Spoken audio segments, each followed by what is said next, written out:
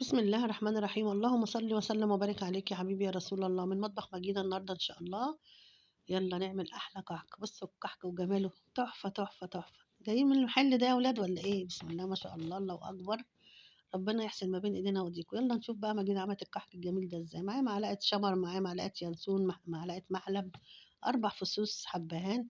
حطيناهم على النار، طبعا طلعنا منهم رطوبة، طحناهم وحليناهم وخليناهم بقى على جنب. معايا كيلو الا ربع عجوة، احط عليهم معلقة سمسم، مع نص معلقة من ريحة الكحك اللي انا عملتها، معلقة سمنة، معلقة لبن، بس انا اللقطة دي ما جاتش، وحطيتهم على النار وكورتهم كده. وهركن بقى حاجتي اللي انا ايه ديت، عشان لما اجي اعمل كحك يبقى حاجتي ايه جاهزة. تمام. طبعا معايا بقى سمنة، معايا دقيق، معايا ريحة الكحك، معايا سمسم، معايا خميرة، بيكنج باودر. يلا بينا نشوف مجيدة هتعمل ايه النهاردة. طبعا انا معايا 2 كيلو دقيق، معايا كيلو وربع سمنة، تمام، ومعايا ريحة الكحك، ومعايا السمسم، ومعايا الخميرة، ومعايا البيكنج باودر. تمام تمام. يلا بقى ناخد الدقيق نمنخله ونشوف بقى هنعمل ايه مع بعضينا. دي ده طبعا انا جايباه جميع الاغراض، جايباه دقيق عادي من عند العلاف. تمام تمام. حللنا الدقيق، حطينا عليه معلقة ونص سمسم، وهنقلب الكلام ده كله مع بعضه. تمام. وهنا بقى أنا معايا كوباية مية دافية، عليها معلقة صغيرة خميرة.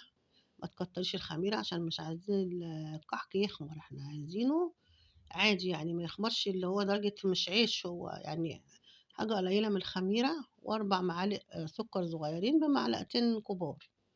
هنا معايا نص معلقة صغيرة ريحة كحك من اللي أنا عاملاها، أحطها على الدقيق.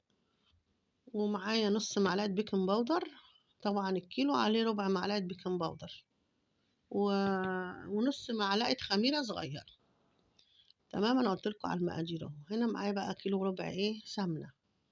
هنزل بقى السمنة على الدقيق. طبعا انا مش هنزل السمنة كلها، عشان في دقيق بيشرب وفي دقيق ما بيشربش، مش شرط العيار.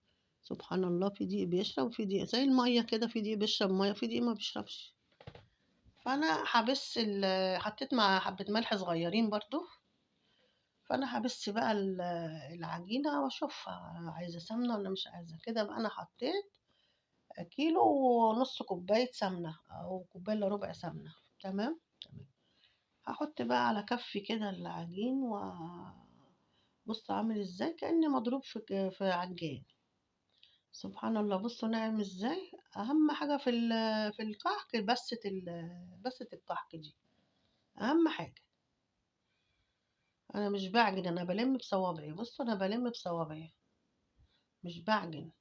بصوا بصوا هنا العجينة لسه بعتناش مية احنا. بصوا الجمال تحفة ازاي.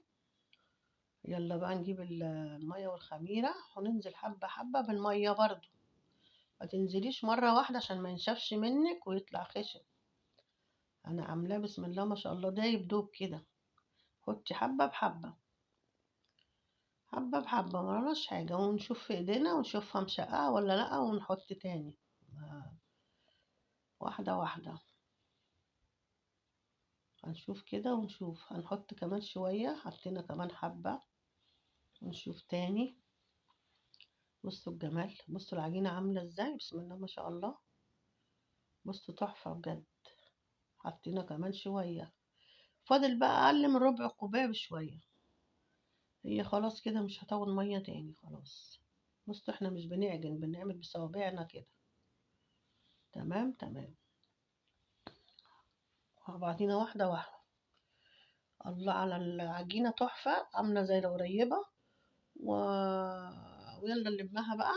حطها في الكيس. ليه في الكيس اما كده؟ الكيس بيخليها طرية، ما بينشفهاش. تيجي لما تيجي تبرمي الكحكاية تحت ايديك تلاقيها طرية مش ناشفة، تتعبلك دراعاتك وايدك. بيبقى طرية العجينة جوه الكيس.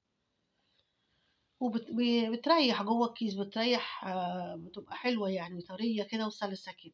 يلا بينا هنجيب الصواني بتاعتنا، ونجيب بقى المناقيش. اللي انا مبعرفش انقش ماشي شغالة. نقشي مش حلو يعني، بس انا اول مرة انقش طبعا. طول عمري بعمل الكحك كده من غير نقش زي المحلات الكبيرة. بصوا مبعرفش أنقش أي كلام بنقش. بس يلا كل سنة وانتوا طيبين بقى، حاجة كده وخلاص. أنا هعمل الصينية دي والباقي مش هنقشه عشان مش بعرف أنقش بجد. بحس إن القحكية مفحكشة، من غير نقش أحلى.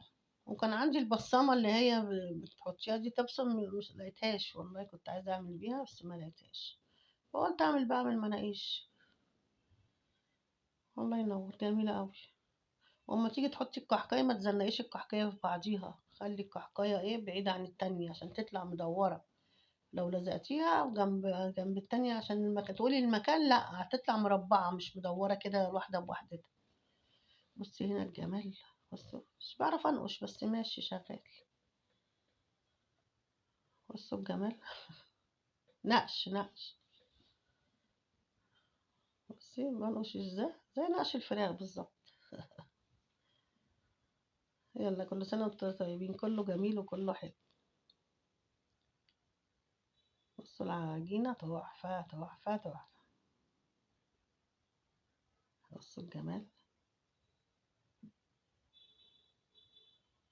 هنا خلصنا بقى الصينية ديت، هركنها التانية طبعا عشان مش هنقشه، مش هياخد وقت، هيتعمل. بس بصوا كده بقى، انا مش هنقش بقى، احط البتاع ومش هنقش.